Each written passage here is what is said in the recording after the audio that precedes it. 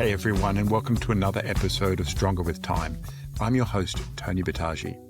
This week, I sat down with Dr. Jen Gunter. Dr. Gunter is a medical doctor who is dual board certified as both an obstetrician and gynecologist and in pain medicine. She is fiercely devoted to the health of females and an advocate for females to receive good science.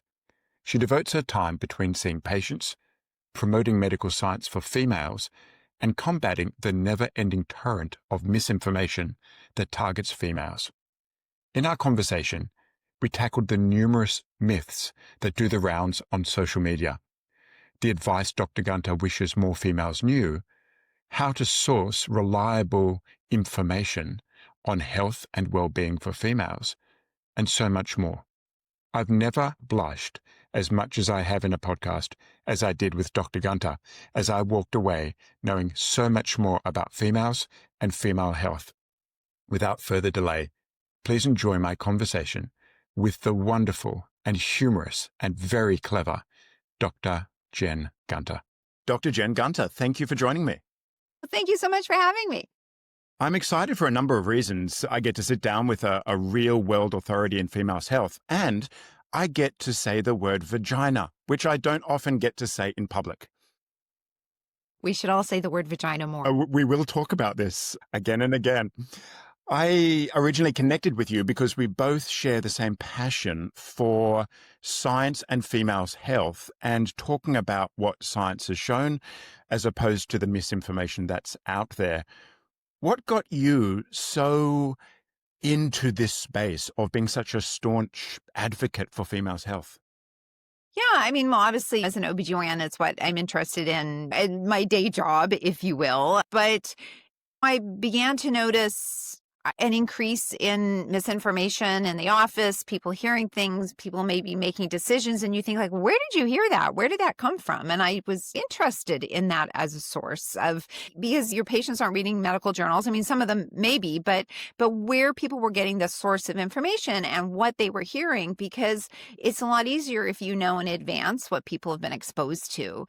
And so I suppose it really coincided with the birth of the medical internet, if you will. And when do you think that was? Because there was a time where we didn't Google things and we didn't really have social media. And so I guess you'd read about it in magazines, and in America and Canada is probably different. We have Dolly here in Australia, and women would read about what's going to happen to them. So when did that all change? Did you see a sharp inflection point in misinformation? Yeah, I mean, I think we had the same thing that people would get information from like People magazine or Cosmopolitan, all these other magazines. But mostly that was like around vaginal mayhem, right? And I actually once spoke with an editor from one of those women's magazines, and they said basically if they didn't have a story about a vaginal catastrophe every month, that was a problem. So not talking about, apparently the most important thing for women's health was pubic hair grooming. I was like, really? Like not incontinence, not domestic violence, not like really pubic hair grooming is the most important thing. So those were, I think, the original sources. And we used to have a thing in North America called Reader's Digest, and they would have all these like old, like, I don't know, like homeopathic, not homeopathic, but old-timey things like put an onion in your sock if you have warts, like that kind of stuff. It wasn't really, I think, until the internet, you could sort of catapult things into the stratosphere that it really got going. And then I think it probably really wasn't until the news really realized that if they wrote about it as well, that they would get page clicks. Because I think that initially when the news was still surviving on print driven, they didn't need that immediate reaction, that constant churn of content. But I think once sort of the traditional press realized they needed that as well, then stories took on lives that they never deserved. You'd see, I mean, a case report all of a sudden getting like attention, like in the national news, and you're like, okay, that's something like to have a side discussion over beer at a conference. And all of a sudden now we're talking about a case report as if it's something.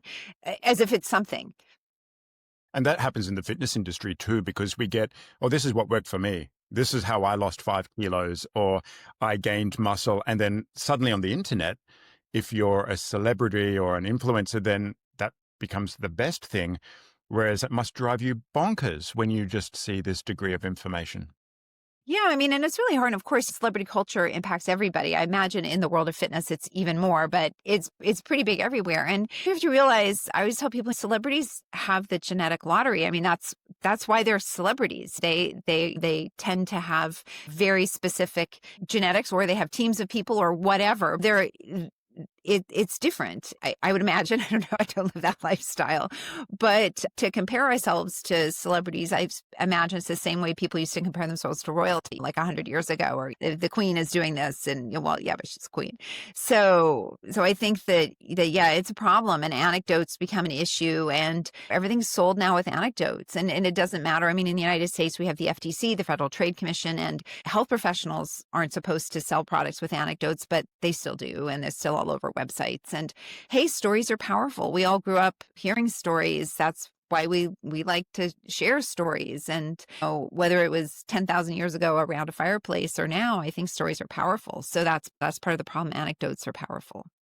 And I think also, in addition to that, we want to believe and defend that with fierceness, our belief systems. So if we take a celebrity on and we believe what they say about what we should put into our vagina or what we should be rubbing on our face, we don't want science to say that that's actually not true, because we want to believe it. You've devoted your life to females' health, but some of your staunchest critics, your DMs are coming from females. What's with that? Yeah, I think that it's really hard for people to admit that they've been taken in, and it's easier to anchor. It's called, there's a phenomenon that we call in medicine, it's called anchoring, and I'm sure it's the same everywhere else, that when you've believed something, so say you're studying something and you've gone down a pathway, and it's clearly you're starting to realize this pathway might be wrong. And instead of saying, whoa, maybe we need to back up and explore this other avenue, you anchor and you keep saying, okay, well, I'm going to go down this pathway more and down this pathway more. And I see it a lot because I'm a subspecialist. So I see people come in who've tried every single thing for this one condition and they're not better. And the first thing I'm like is, well, is that the right diagnosis? Did you get anchored to that diagnosis? And so I think it's the same, and it's become very, I mean, I don't know if cult-like is the right word, but it's become very much like, if you say, hey, maybe that's not correct, you get attacked. And I'm like, don't you just want to have the truth? Maybe it's easier to attack someone than admit that you've spent a lot of money that isn't helpful, or that you've been taken in by somebody. I don't know. It is. I think the word that you used is correct. When you think of cults and say doomsday and the world is going to end when it comes the new millennia, and it doesn't. And then they interview the people and said, oh, we got the time wrong. It's actually the next one. And they double down. And I see the same thing in the fitness space, where a female should never do this. I said, well, hang on, that's on a mouse study. Oh, no, that's 100% correct. So, okay. And then they will get angry at you for exposing that. Right. Yeah, I know, right? If Instagram were running science, then we just need rodent studies, because so many things are like rodent this, rodent that. And it's great. Yeah, preclinical models are a value for preclinical work. And it's, you know what, look, I want an easy answer for everything. I want to, look, I just went for a run this afternoon. I'm one of those people, I hate exercise. Like, I hate it, but I do it because I know it's good for me. I'd love to have a pill so I wouldn't have to go for a run. And I've never regretted a run. I've never afterwards said, boy, I wish I hadn't done that. But if beforehand, I'm always like, oh, I'm going to psych myself up. And if I could take a pill to get all the benefits, I'd be like, hey, tell me about that. But this is the thing, though. We've got studies in humans, in females, that have used running and have looked at various different outcomes. But if that doesn't sell a narrative or a book, then they have to go to a mouse model to say, well, in mice, this is what we found, and this is therefore what you should be doing. And I think the public really owe it to them to know, hey, we're using a mouse study to give you this recommendation, but it's kind of hoping that no one will go and look at the reference. Yeah, I mean, imagine if, like, you imagine, I'm going to give you this chemotherapy. Oh, it's been studied on mice. Wouldn't you be like, wait, what? Like, you'd be, what are you even talking about? You want to give me a drug that hasn't been studied in humans? Like, do you know if it even works? Do mice get the same kind of cancer? Like, what, mice live for what, a year? Like, how is that even applicable? And so, yeah, I think that when you go to the list of references for a lot of these things, many of the studies are low quality or they're preclinical. Maybe they're good quality, but they're just like, they're not at the point to make a recommendation. And how does the average person know that? They don't? I mean, if I were to go to the engineering literature, I couldn't tell you what makes a good bridge or what doesn't. So how on earth is the public to know? Because we've seen this new wave of influencer, and originally it was just either a celebrity saying this is the best, this is why I look the way I do. And then in my field, if you've got a good body or you're really flexible or strong, then this is what I recommend you do. But now we're getting physicians and scientists who are now out of their lane and saying this is a supplement you should take, or this is the exercise mode. Just last week, I saw an orthopedic surgeon recommending the best exercise for belly fat. So, well, this is not your area. So how on earth is the public? Because they would push back and say, right, but they're a doctor. So Right. they should know. How does the public find out? It sounds very 1980s exercise for belly fat, right? Like I lived through aerobics. I know. Right, right. Yeah, people don't know. You don't. You don't have a chance of knowing. So I would say that if it's I always tell people, if it's too good to be true, you should really step back and think about it. If there was this one, I always say things like getting rid of belly fat, right? Like if there was this one thing that worked for that, be reading about it in the New York Times or in the Sydney Herald, or because it would be like massive news. This wouldn't be something that you just find in a corner of the internet on Instagram. And if difficult problems had easy solutions, we all like nobody would have belly fat then, if that's the metric that you're using as a person for your own health. And so I think that it's just hard. And I always get back to the fact when I'm talking with patients in the office or writing content that the majority of people aren't doing the basics. And these things, I think that they're often the most harmful because they distract from the basics, right? From what's the fuel you're putting in your body? What's your calorie intake? What are your macronutrients? Are you getting enough fiber? Are you getting enough protein? And are you getting your exercise? And are you not smoking? Like those are the three basics. And so many people aren't doing those. And things like I worry that taking a supplement or this one exercise or something like putting on a weighted vest or whatever you want to use, that they can easily become a distraction and they make people feel like they're doing something when they're actually not. Yeah, I completely agree. I think it comes down to two childhood TV shows for us. There's the X-Files. We want to believe, right? Despite all the evidence, we want to believe. And then it's the young Indiana Jones in us. We want to discover stuff. We want to believe that out of everyone out there, this one person discovered the right way to lose belly fat or to get stronger. And you even hear everything you've been doing as a female is working against you. You need to work with your physiology. So we've all been wrong. The coaches, the scientists have been wrong for decades. And I think there's something in us that just wants to feel that everything we've known is wrong. This is hard. Doing the same thing, tracking your calorie intake day in, day out is really hard. It's one of those things that it's both simple and the hardest thing to do, right? Because it's both of those things. And we have trouble with those kinds of concepts as humans. And doing something, look, taking medication every single day is hard, even just swallowing a pill every day. So I think that we're like magpies in a way. We're very easily distracted by the shiny object because like, who doesn't want a shiny object? And I think that, again, it just gets back to what is the long-term harm from this? And I think the long-term harm is then people move from ineffective program to ineffective program to ineffective program. And then they feel like they're broken. They feel that nothing they're going to do is work. Maybe they then go further and further down rabbit holes and try stranger things when it's just, you look back and you say, whoa, so tell me about your what have you been going for a walk every day? Like, let's just start with that, right? So yeah, there's a lot of harm and distraction. Yeah. And you said something before about it is challenging to do this day in, day out. But imagine if I said to you, I really want to earn more money. And you said, well, how much do you earn? I don't know. How much do you spend? No idea. How much do you want to make? No idea. But it's the same thing with energy budget. How much do you expend? How much are you eating? Are you doing that day in, day out? And it requires a bit of work. But if we don't know those things, how are we ever going to arrive where we want to arrive? Right. And I think also too, we've been prepped anyway. People have a certainly people who are, I would say maybe like mid 40s and above, have been prepped with all of this like content from the 80s and 90s that you're going to wreck your metabolism by doing things, right?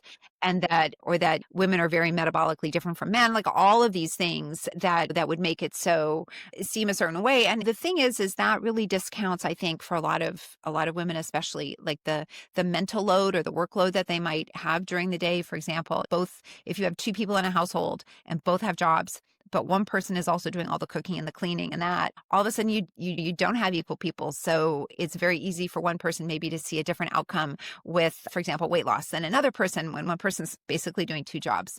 So I think that it's really important that we also not distract ourselves from how society impacts women and the messaging that they get and all of the forces that are acting on us. Yeah, and just let's look over the last 30 years how society impacts women. I'd love to get your thoughts on what has really changed from generation to generation, because my mum is 80. In her generation, they didn't work. If they did, it was office jobs, and they all knew the men who were handsy. So that was just accepted that men were men. And then we fast forward to my generation. We don't know anything about females. We thought the uterus is a planet, all right? And when it comes to intimacy, we just shut our eyes and hope for the best. All right. We don't know anything about this. But my kids who are entering teenage years, we've got tampons around the house just in case they or their friends have periods. So we talk about this already. So what have you seen in your time as a practice that has been a move for good in terms of females' health? I mean, I think the ability to have conversations in a non-sophomoric way about female anatomy, about sex, about the mechanics of sex, all of this has been incredibly helpful. And I think that's actually one of the amazing things the internet has done, because there's a certain anonymity. It's really weird. You can share a video on Instagram and maybe 5 million people can see it, but it's harder to have that conversation in person, right? It's a weird dichotomy that I don't think I'm sure some psychologist could explain it to me. But yeah, so I think that we've seen this great sort of opening up of experiences, and this is amazing. And the ability for people to say words and to not feel shame about their body. I mean, even like when I wrote the Vagina Bible in 2019, we had ads that were censored because it had the word vagina in it. I mean, that's like insane. That's 2019, right?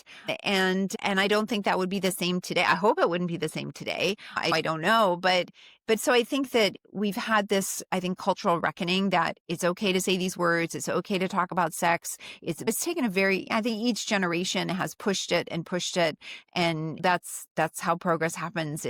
It can be glacially slow at times.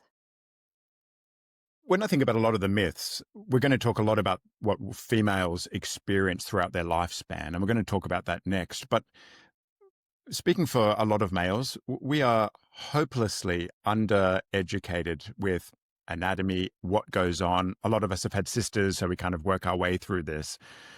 But also what we hear often comes from the alpha guy in the group who talks about his conquests and things. Like, for example, I grew up with a guy who fed all of his females pineapple juice because he thought it was doing something down there. What's the deal with that? Well, I Pineapple. mean, he's like a big old misogynist, I, because it's like, I, so yeah, nothing, there's no deal with it. You can't like change how you smell with foods. That just like, think about it really. So there's a volatile compound from pineapple that's going to make its way into the gut and then make its way into the bloodstream and then make its way into the vagina and still be a volatile chemical.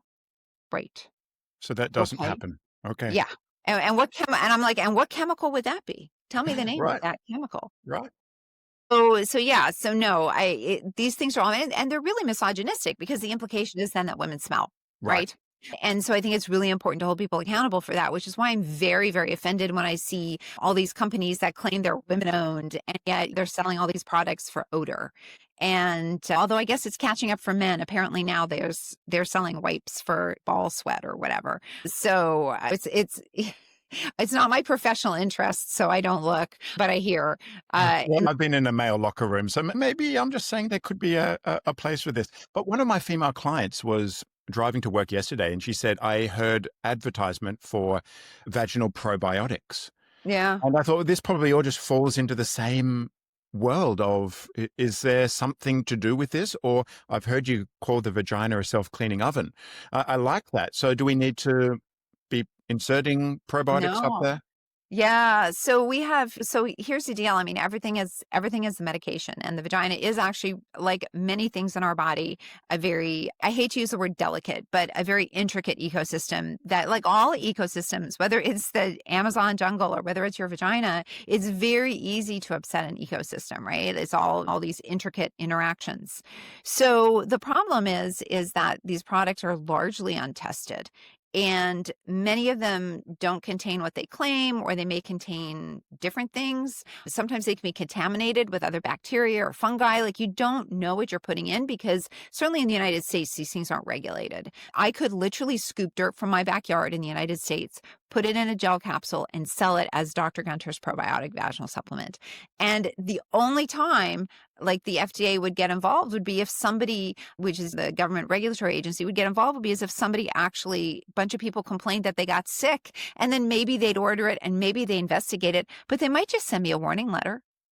So it's so ripe for that. And so I always tell people that the people that are really trying to make a difference with things like probiotics are actually doing the studies and publishing them in the journals. And even with those studies, they're trying to make some headway, but the problem is the vaginal microbiome changes. So if I sampled somebody at 8 in the morning and 12 in the afternoon and 6 in the evening, it would be different. And we don't really know what that means. It's so complex. So I think that it's like taking a picture of your skin at 8 in the morning and then trying to say how you should live your whole life around just based on that photo. And it's just not enough information. So it's really much buyer beware. And it's really unfortunate because there's a lot of science-ish or science-y languages. And also, like, if you've been going to the doctor and not getting help for your medical condition, you could see how people would turn to it. One of my specialties is vaginal and vulvar health. And so I see those people all the time. I mean, every single person coming to see me has used probiotics. And obviously, if this worked, they wouldn't be coming to see me. And they're really expensive. Some of them, they're $60, $70, $80 a month. On that same line of thinking, do we need to be concerned about personal lubricants disrupting this ecosystem? Yeah, I mean, you do have to have some level of concern. Certainly, there are some products that have very high pHs, and that can cause a problem. Part of the issue is that if there's any damage to the vaginal walls with some of these products, or if they're hyperosmolar, so what that means is that draws water out, and you cause little micro tears, then if you're exposed to a sexually transmitted disease, you may be more likely to acquire it.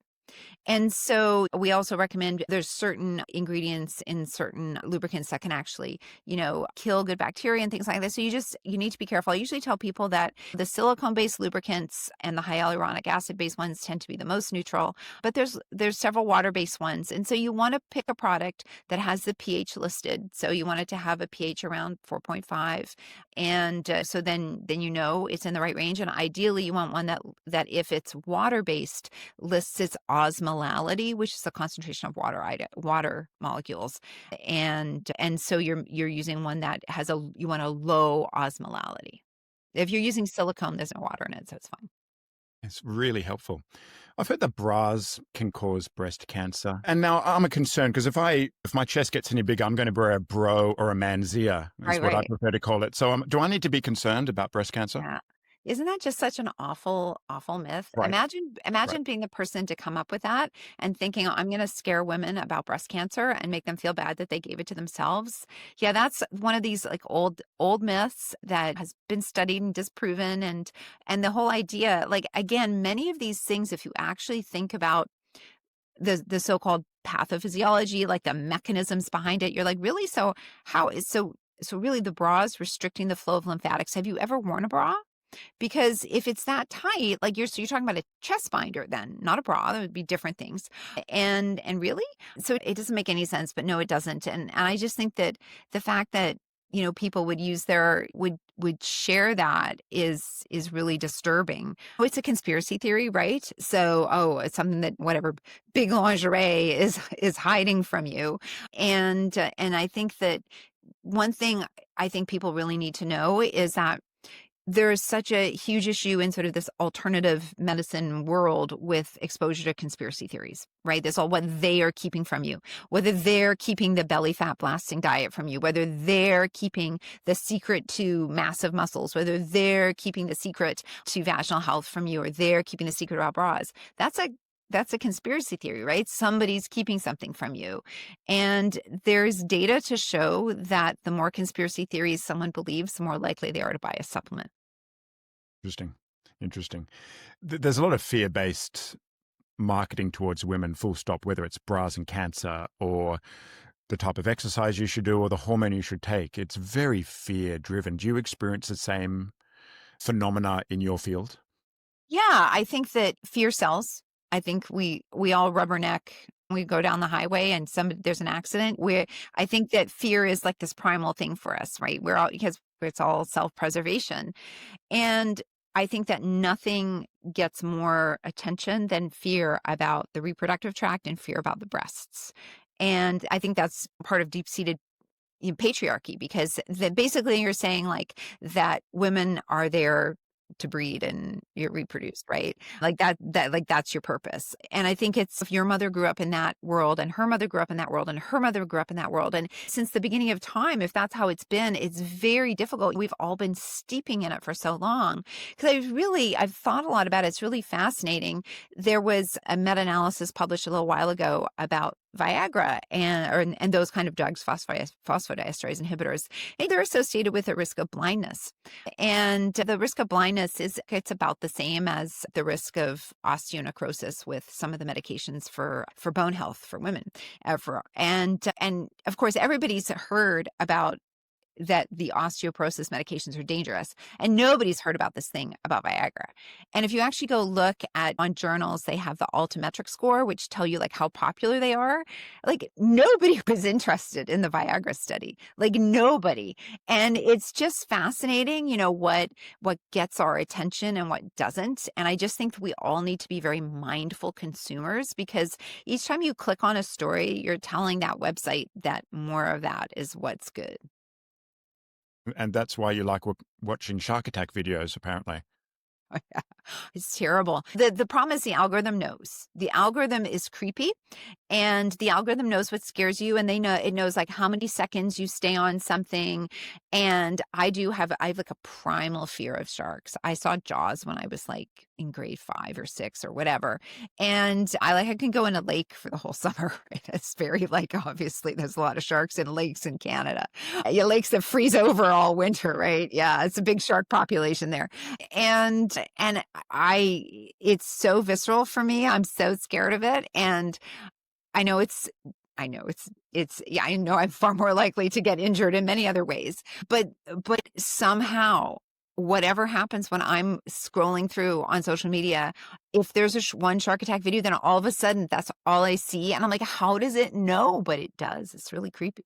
Yeah, it's terrifying. Before we finish off on Viagra, the class of Viagra, there has been talk about repurposing this for females' health, blood flow to the clitoris, and orgasm strength. What are your thoughts on that?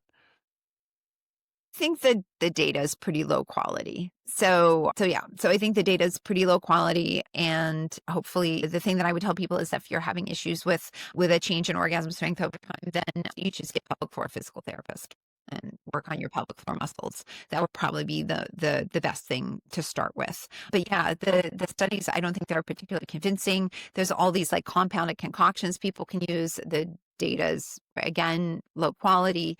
And that's part of the problem is in a lot of these alternative medicine or sort of, that's not quasi medicine or in between places, you see one or two lower quality studies. And then all of a sudden it's prime time, as opposed to what you would have seen in the before times. You'd have one or two low quality studies, then you would have seen a better quality study, then you would have seen a proper, you would build on that, because you got to start somewhere. And of course, you're not going to get a bunch of money to do a randomized, double-blinded, placebo-controlled trial if there's no data, right? So you got to start somewhere. And so that's not necessarily like a diss for those studies. Like you got to start somewhere. You got to start with what you have, but we're just not seeing the progression in the science, I think, in many ways that we used to, which is something that should frighten everybody. And there's a risk of going blind, which I was told if I masturbated, the same thing would happen. So I've been an avoider my whole life. I value my Well, eyesight. I'll just say, I mean, the risk is 3 per 100,000, right? But it just puts it into perspective that a risk of 3 per 100,000 would be like front page news for a woman's product, and for a man's product, nobody cares. Yeah, interesting. Interesting. I'm going to think about the women who are in my life. I've got girls who are almost teenagers, my kids, and an ex who's perimenopausal, a partner who's mid-30s, a mother who's 80. Is there something that you wish women in those age groups knew that's not commonly known? Okay, well, that covers a lot of age groups. So I would say the most important thing I would say is if somebody is selling you something, be really careful about taking them as your primary source of information. If it sounds too good to be true, it almost always is. And I would say that look to the medical professional societies for information because they generally do a really good job. I mean, for example, in Australia, the Australasian Menopause Society is amazing. They have great content, fantastic content. And so if you're somebody who's thinking about menopause, then that would be where I would go to start to get my information. You need to be very careful about your primary source of information because disinformation is sticky. And the first thing you hear is the thing that you are most likely to believe, and it's going to be harder to undo that. So I would say, regardless of your age, whether you're a teen in your 20s, in your 30s, in your 40s, or in your 80s, have good hygiene about how you get your information. And I'm thinking about my young girls who are almost teenagers. And you hear things like tampons have heavy metals in them and you should use a pad instead. So I'm now kind of thinking of somebody who's 12 to 13. And then I'm thinking somebody who's menstrual cycle. There's just misinformation everywhere. Is that true about tampons? Yeah, it's true that the news likes to scare people about tampons, but doesn't like to scare people. Like, there's a study that just came out last month talking about the levels of lead in prenatal vitamins. Doesn't get any news at all.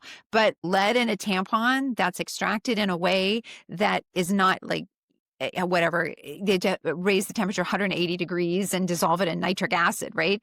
But that's the front page news. And I think that, again, that gets back to scaring women about their health. And I personally think that the tampon fears are great for the news because, again, it's this whole patriarchal idea about deflowering, like damaging the thing that is of value to society. And so, yeah, I mean, we don't have any data to show outside of a very low risk of toxic shock syndrome with tampons and menstrual cups both that there's any health concern related to them. Should we be more aware of all of the chemicals that are in everything? Sure. Yeah, we should. But I think that there are probably far greater sources of things to be worried about. And you have to remember that there are heavy metals in almost every plant because plants are bioaccumulators. And when that study came out about lead in tampons, I talked to a plant scientist who's like, boy, people will be really freaked out when they find out what's in kale and broccoli. And you're eating that, right? So I just think that it's something that people love to scare people over, and it's very easy to say that this big company is hiding this data from you. And it is true, we probably have a lot more heavy metals in everything, right? Everything, because of agricultural practices have changed. I didn't know this, but apparently some organic fertilizer has bat guano in it. I'm just like, and that's apparently a source. Like, I was like, so people should never assume, for example, that like an organic fertilizer is necessarily safer. It's just different. So yeah, so people shouldn't be worried about that. Once we have a study that shows that there's negative health outcomes associated with tampons, and sure, but I'd like to also remind people there have been crazy stories about what's in tampons ever since I was a kid. So this is a myth that like it was. So the myth when I was a teen was that they were putting. So first of all, we had the Rely tampon, which is one of those cause toxic shock syndrome, and I think that was got so much attention that that's where those myths then became profitable. It was that they were putting arsenic in tampons to increase menstrual flow, so you'd buy more. I'm like, really? How does that get from your vagina to your uterus? If the blood's flowing down, the arsenic's going upstream. It's like what? And so, yeah. And then it was that tampons cause endometriosis and that like it goes on and on and on and on. So I think this is, I'm not kidding, my seventh great tampon scare of my lifetime. I think you could devote your entire waking hours to just misinformation, couldn't you?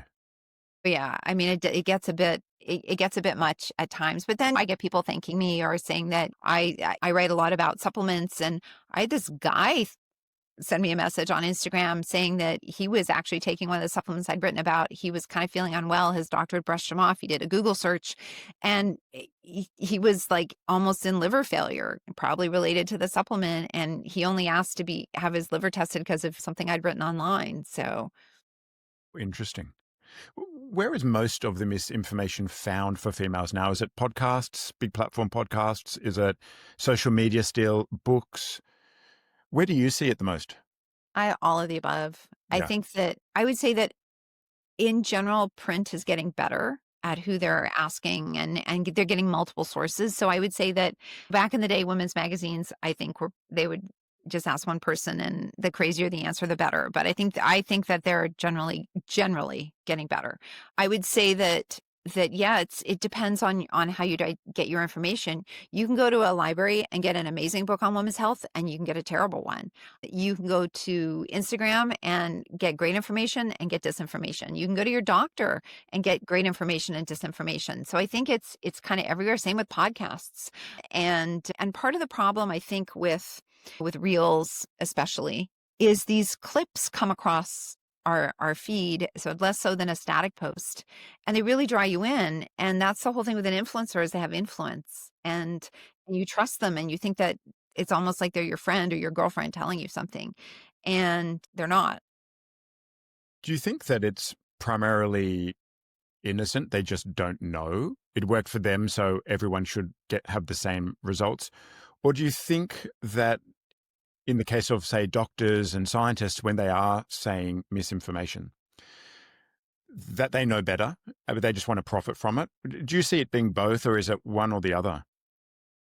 Presume to know someone's state of mind. I think that when you're making money off of something, it probably makes it complicated.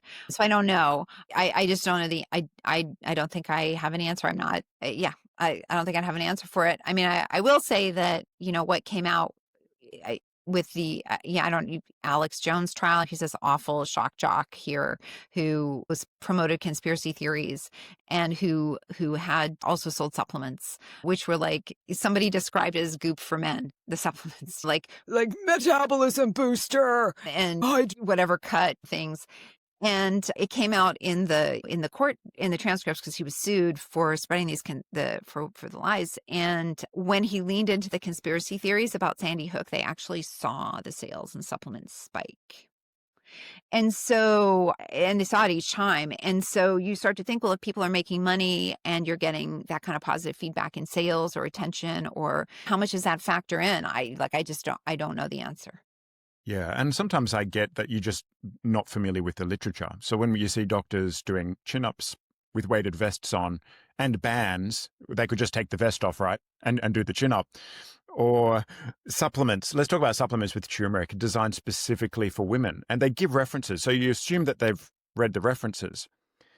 Do you know that surely they know that it's in a mouse? Or surely it's been studied in a man, but they're talking about it for women?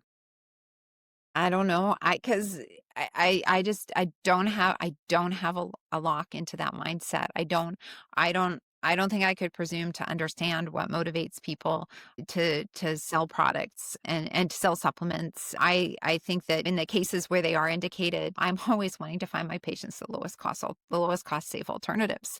And I'm like, hey, you should get something that that's third party verified. Here's a list of 2 or 3. If you're looking at something that's like for sports enhancing, then you might want to make sure that you're taking one that's like certified for sports, so it doesn't have all these awful whatever banned substances put in it. And I give people that kind of information and just try to send them in that direction. Let's turn our attention to hormones. And this is probably an area where you've seen the biggest change from women of my mother's era who would never take hormones for fear of cancers. And now females who are in their 30s and 40s who haven't even approached menopause. They want it handed out like candy. So, firstly, let's start with the name change. I was talking to a male medical doctor a few days ago, and I used the term MHT. And he said, "What's that?" And he said, "Do you mean HRT?" And I said, "Well, we don't use that term anymore." And he raised his eyebrows at me in a really condescending manner. So, why the name change from hormone replacement therapy to menopausal hormonal therapy? Menopausal hormonal therapy. Yeah. So replacement implies that there's a deficiency. And if you're going through menopause, you are indeed supposed to have lower levels of estradiol. It's not a deficiency. It's not a fault of the system. This isn't like thyroid disease where you're not making the amount of thyroxine that you should have been making, right? So this is in the same way that before puberty, you don't have an estrogen deficiency, right? So this is how it was designed, evolved, however, whatever word you want to use, is a natural consequence of basically mammalian reproduction. And you have a certain amount of follicles, they are going to run out. Humans have managed to live beyond that. Most other animals, crap out when they're before they get to that point. And so that's just the way the system is. And so I think it's really important to move away from a disease model of menopause. And so that's why menopause hormone therapy or estrogen and progesterone therapy, estrogen and progestin or progestogen therapy would be the preferred terms. You can also say hormone therapy, but there's so many different kinds of hormone therapy. But honestly, like if you're talking to somebody in menopause, they know that you're not prescribing them hormone therapy for another reason. Like, yeah, I mean, I think you have to give people some kind of credit for, it's like, how sometimes people go, "I'm in perimenopause." I'm like, okay, but that has the word menopause in it though, right? So it's okay. But if you want to call it hormone therapy, that's good too. There's a lot of people who are very wedded to the HRT term. And I would say in general, those tend to be people who I think are more focused maybe on a disease model of menopause. I wouldn't really know. I mean, like we changed the term we used to call it atrophic changes or vaginal atrophy to describe the changes of menopause. And look, we were able to say that's kind of pejorative. Yeah, so it's not really nice. Like we say erectile dysfunction, we don't say penile failure, right? So why should we? And so we changed it to this genitourinary syndrome of menopause to be a bit more encompassing, and everybody was able to do that. So suck it up, buttercup, and move along with the new terminology. Yeah, the differences between what we use on us with erectile dysfunction rather than penis failure, erection failure, ovarian failure, right? So I think these terms are very welcome. Yeah, I mean, nobody wants to hear that their body is failing them. Like, what the hell? Like, when we don't say we used to say ovarian failure or premature menopause, and now we say primary ovarian insufficiency. Here's the deal: like, language evolves, and when we know better, we should do better, and we come up with better terms. We have better understanding because of science, and I think that's great that we can have our language of medicine evolve. And so, those people who are stuck in the past, I mean, I don't call them fallopian tubes anymore. I call them oviducts because, like, why should a body part be named after a guy? Like, Yeah, makes sense. Makes sense. And I think that when you look back over the history of anatomy, it's the something of a guy who I, it's always been there. Right. yeah. And if you think about it, I mean, like, women were not, this isn't like there's been an equal playing field for 2000 years and women were not allowed in medicine. They weren't allowed to sort of do this. So this whole idea that all of the things in the body should have a name of a man is ridiculous. And we're moving away from that. And I think that's great. And I don't understand why people get like so hung up over it. It's like, it's not like we're changing it to say it's green purple. Like it's not like we're changing it to some word that is like absolutely like, why would anyone think that's to do with menopause? I'm like, Well, we've got a similar thing in the exercise world where people think they invented something and they name it after themselves. So yeah, it's where there's ego and we will see this kind of nomenclature. I have a lot of clients who use this term bioidentical. When you bring mm, up hormones, they say, oh, it's okay because it's compounded, it's bioidentical. Can you help me understand the difference in hormone options for females? yeah. So bioidentical is actually a marketing term that probably was introduced in 1997. It's not a medical term.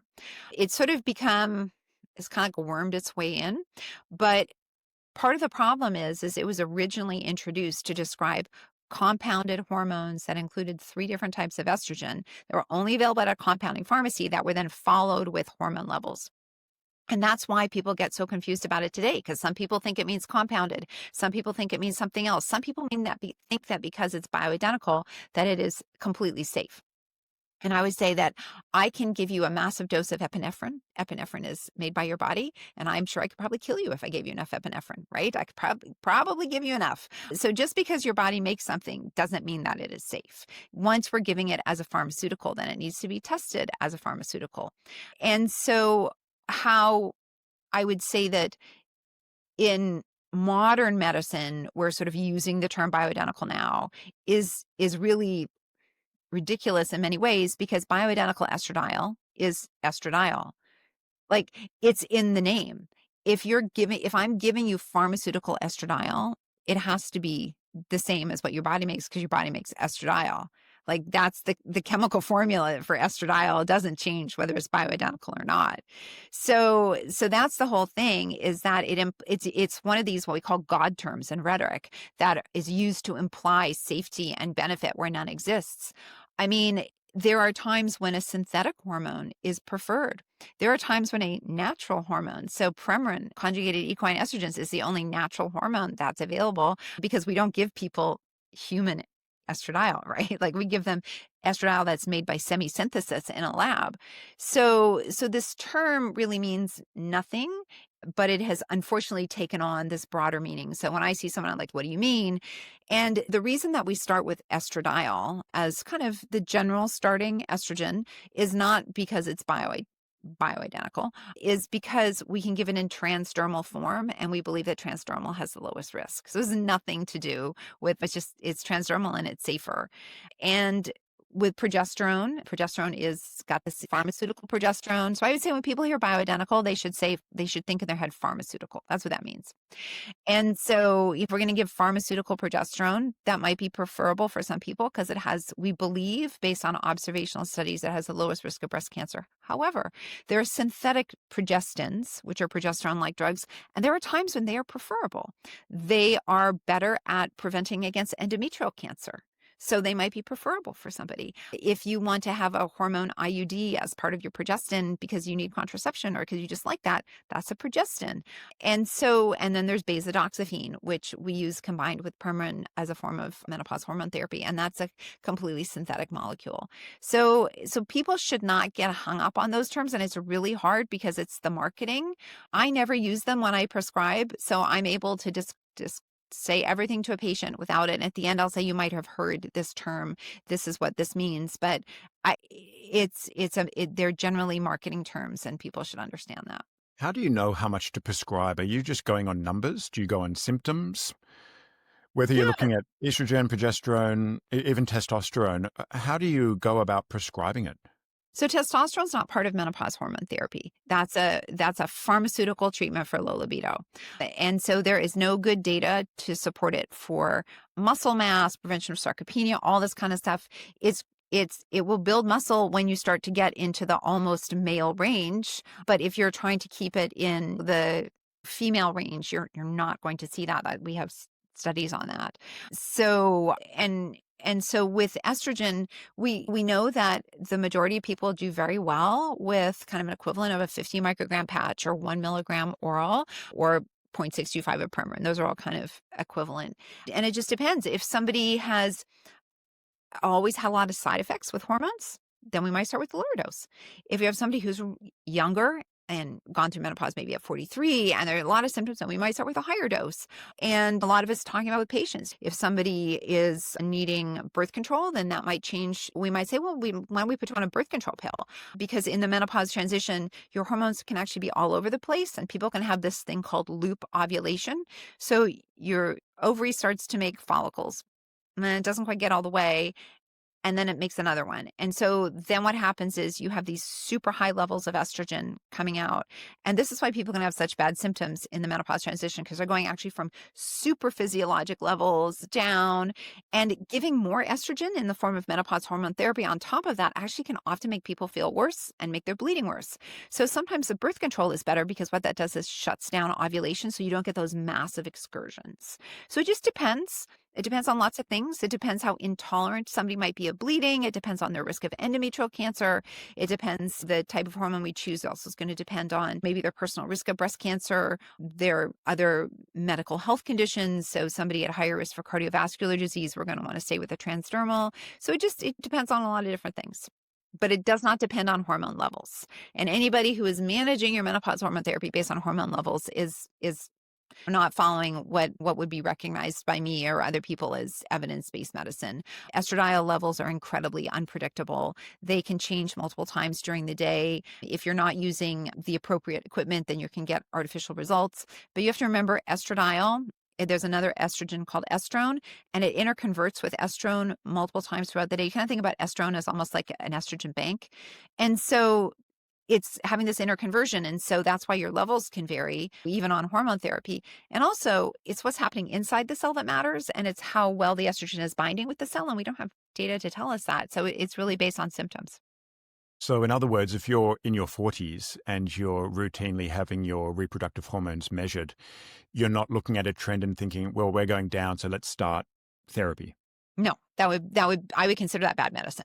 So the only indication to check reproductive hormones for outside of like infertility or other reasons, we're talking about like kind of the menopause-ish space, would be if you have gone more than 3 months without a period and you're under the age of 45. So if you are over the age of 45 and you've gone 3 months without a period, it's not a shocker that you are in the menopause transition. It's not a shocker. Just like if you're 12 and you have a period and you don't have another one for 6 months, it's not a shocker. You've started puberty. Not a shocker. If you start bleeding when you're 2, that's a shocker. You need hormone levels done then. And on the other end of the spectrum, so if your periods are stopping before age 45, you've gone more than 3 months, we need to know why. But it might not be an early menopause or primary ovarian insufficiency. It could be polycystic ovarian syndrome. It could be another medical condition. It could be a thyroid disorder. So we need to investigate why you're having that sort of skip in periods. And so that's when blood work is indicated. But if people are getting their blood work checked to follow trends, like I'm sure that's a great way to make money, but it's not good medical care. To any interested observer, it would seem, especially from a male's perspective, that every female should be on some form of hormonal therapy. What is your perspective on offering it, why you would offer it, who might not take hormonal therapy as they go through menopause? I'm really curious on this answer. Yeah, so we do not have the data to say that this should be recommended as preventative care for all women. That data does not exist. It just doesn't exist. So I think that's why we don't have that universal recommendation. If it did exist, we would have that universal recommendation. And that's a pretty standard recommendation from all menopause societies around the world. Like if you look at the Australasian Menopause Society, and the International Menopause Society, and the Menopause Society. So we just don't have that data. What we can say is that menopause symptoms like vasomotor symptoms, hot flashes, night sweats, menopause hormone therapy is the gold standard. Absolutely the gold standard. In now other symptoms that people can have, brain fog, it has been studied for cognition, not necessarily brain fog because it could be different, but for cognition after menopause, and there was no change in cognition, but it has been studied for that in the menopause transition. In the menopause transition, it can help with depression, but it doesn't help with depression after the menopause transition based on the studies that we have. And then people can have a constellation of other symptoms like joint pain, and the list kind of goes on. And the problem is if somebody's not sleeping well, how many of those symptoms are a downstream effect of that? And so I always tell people, like, let's get you sleeping well, and then let's see what happens.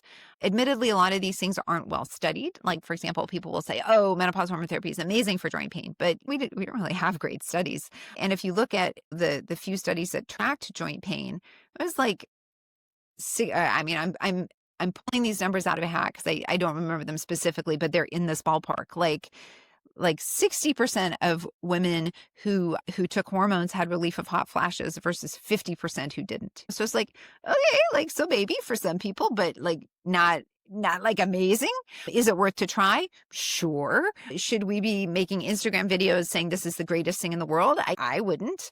And so there's a lot of new, like we see also a lot of autoimmune conditions that might start around the menopause transition or worsening. So for example, somebody's got worsening migraines around the time of their menopause transition. We know that dropping estrogen can have an impact on that. Would that be an indication for menopause hormone therapy for somebody to try to even it out, even if they're not having hot flashes? Sure. Because you can say, okay, well, that like biologically makes sense to give it a try. But there again, there's a difference between saying, well, that kind of biologically makes sense and we should do that for everybody. And so I would say that it's the gold standard treatment for a couple of things. We have some fairly good evidence for a few other things. And then everything else is kind of in this, I don't really know bucket.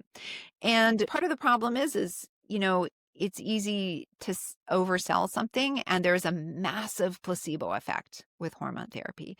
And that's why all the studies need to have a placebo arm, because there's huge placebo effect.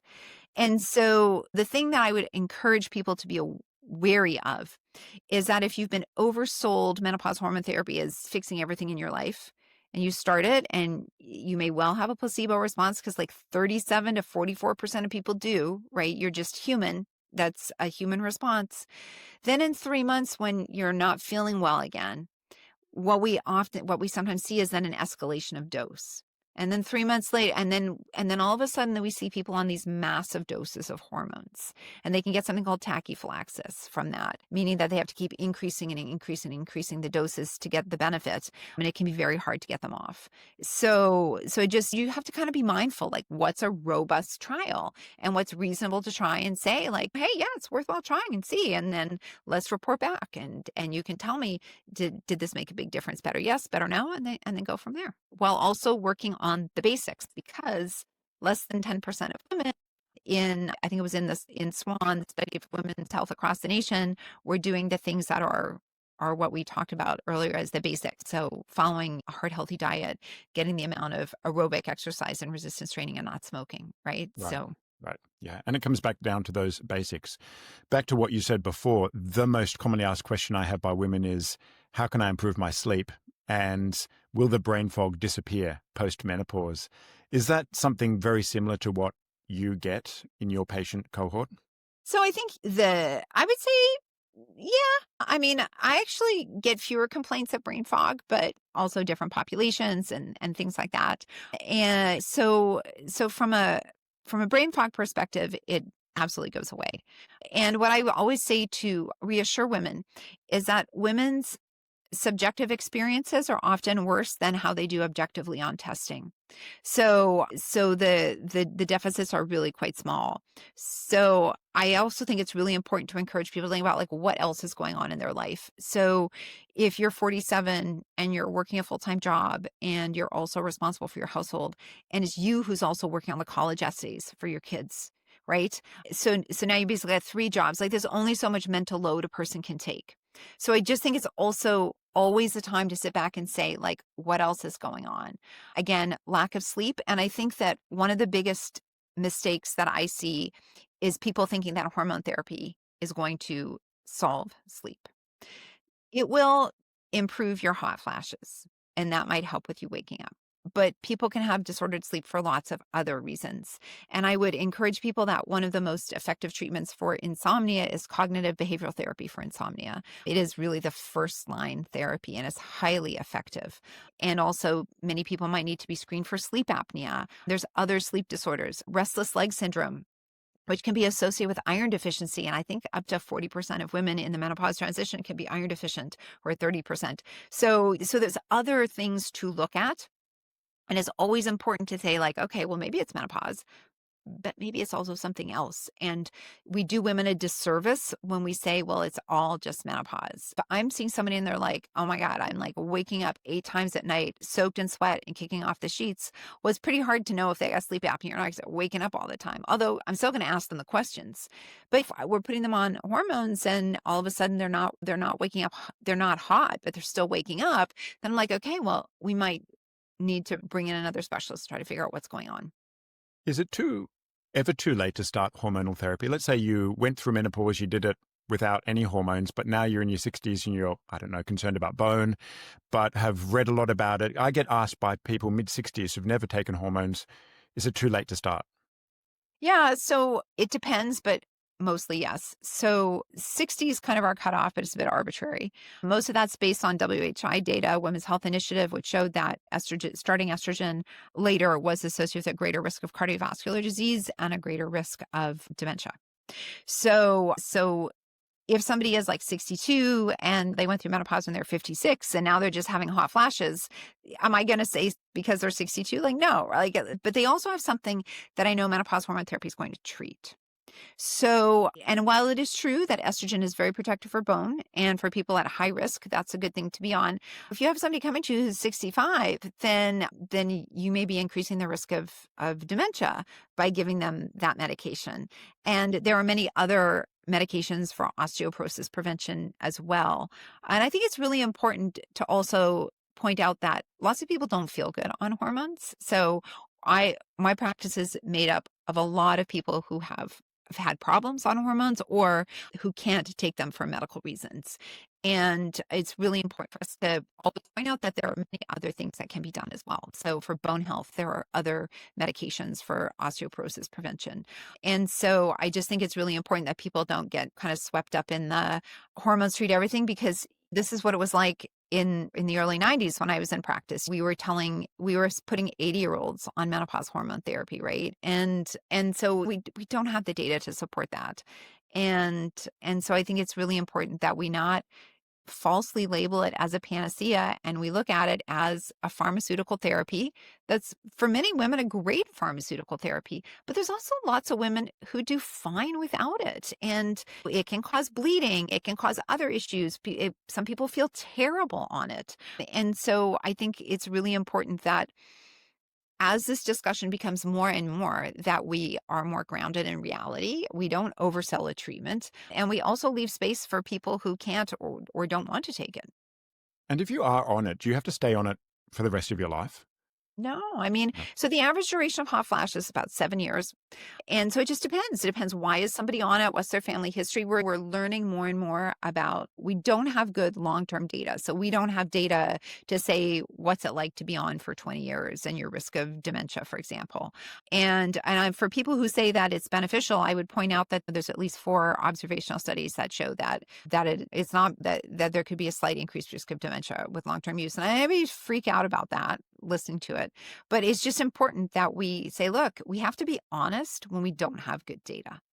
And I get that people telling you it's absolutely going to protect your brain is a far more attractive Instagram video, but we have to be honest about what the data shows, and we just don't have it. So again, why I always tell people, like, why are you taking something? Is this something that's going to give you benefits? So if you're like been on it for 10 years and you're like, I'm sick and tired of taking a medication, and I had my bone density checked and it's like amazing, and I don't know if I really want to be on a medication anymore. I want to try stopping it. Okay, great. But we also don't have data to say you absolutely should get off of it, right? So what I would say is that if you're someone who's planning on being on it long term, that you should be thoughtful about considering a dose reduction and switching from oral to transdermal if you can.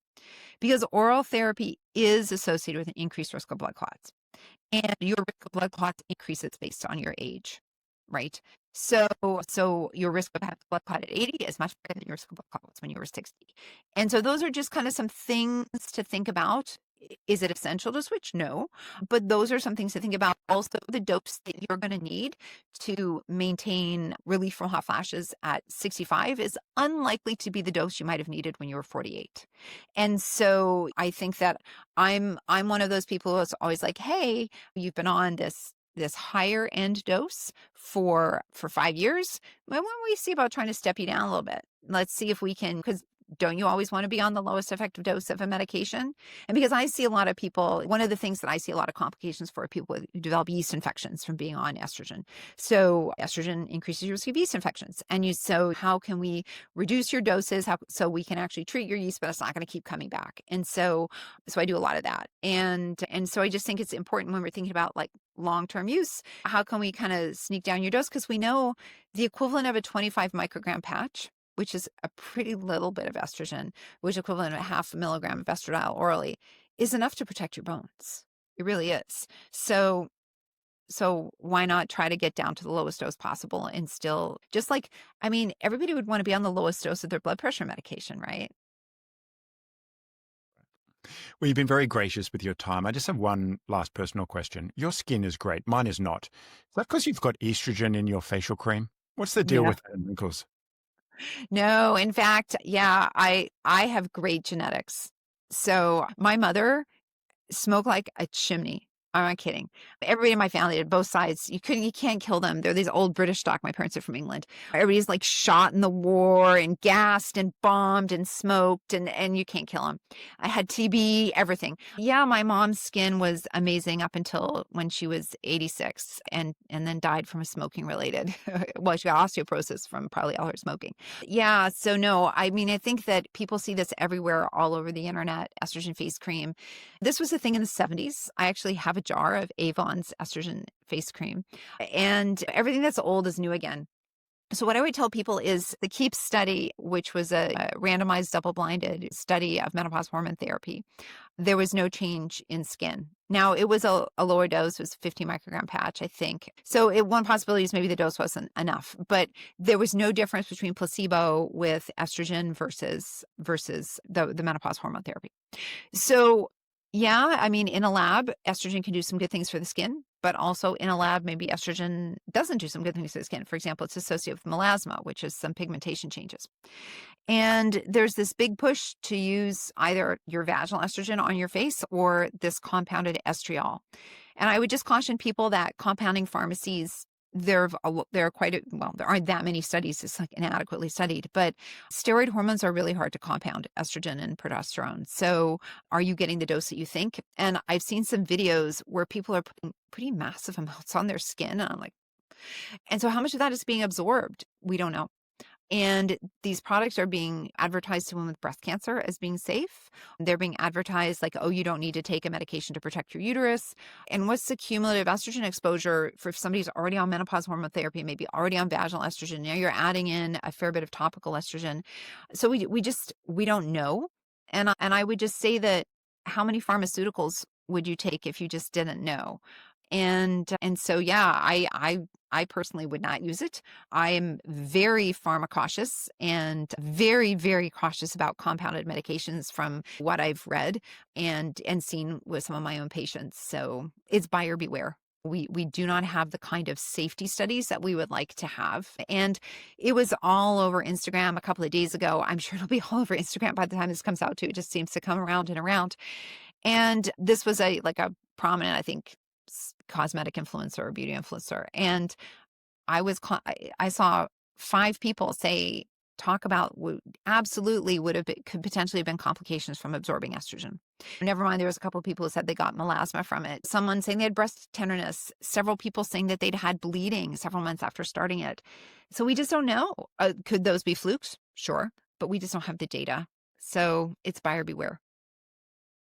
You are a gift to the industry, Dr. Gunter. When I think of you, I think of the 4 Fs. And you are funny. You're a fierce defender of women's health. You're feisty when you need to be. And your parents are British, so you're an expert on the fanny, right? Exactly. Where can people find more about you and the work that you do? Somebody asked me, do you do consultations? And I think you've got something on your webpage about that. So tell us more about where people can reach you. Yeah, so you can find me online at just Dr. Jen Gunter on Instagram and Blue Sky. And I don't really go on any other social media platforms anymore. And Substack. And I have a Substack called The Vagina. I do have an office practice, but it's a referral only practice in the healthcare system that I'm in. And so yeah, so that's where I am. Gunter, it's an absolute pleasure. Thank you for being someone who isn't good at saying no and agreed to doing this podcast with me. It's been a real pleasure, and I just love the work that you're doing. So thank you from me and all the women who are in my life. Thank you for having me. Thanks for tuning into the Stronger with Time podcast. If you've enjoyed this episode, please consider subscribing or sharing it with someone who would benefit from hearing this. And if you're ready to go deeper, the 9-week Science of Thriving course is available now. The link is in the show notes.